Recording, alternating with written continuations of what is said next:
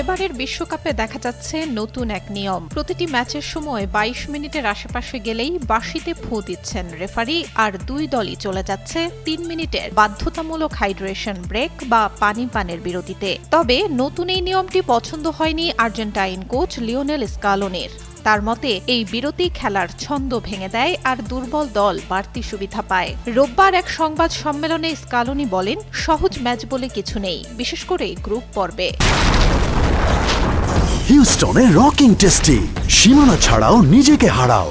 এখন হাইড্রেশন বিরতি সেটা আরও জটিল করেছে। খেলা বারবার থামানো হচ্ছে, আর এতে দুর্বল দল কৌশল ঠিক করার সময় পাচ্ছে।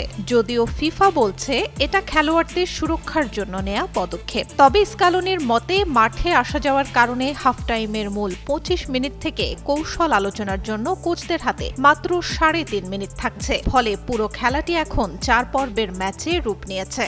পরে অবশ্য নিজের বক্তব্যে কিছুটা সংশোধন করেন স্কালোনি। স্বীকার করেন এই বিরতি শুধু দুর্বল দল নয়, বরং আক্রমণাত্মক দলগুলোকেও নিজেদের গুছিয়ে নেয়ার সুযোগ করে দেয়। সময়ের সঙ্গে সঙ্গে খেলোয়াড় ও কোচরা এর সঙ্গে মানিয়ে নেবেন বলে আশা প্রকাশ করেন স্কালোনি। অন্যদিকে অনেক দর্শকও এই নতুন নিয়মকে ভালোভাবে নেননি। যেসব স্টেডিয়ামে আবহাওয়া তুলনামূলক ঠান্ডা, সেখানেও এই নিয়ম কার্যকর করায় বিরক্তি প্রকাশ করেছেন দর্শকরা।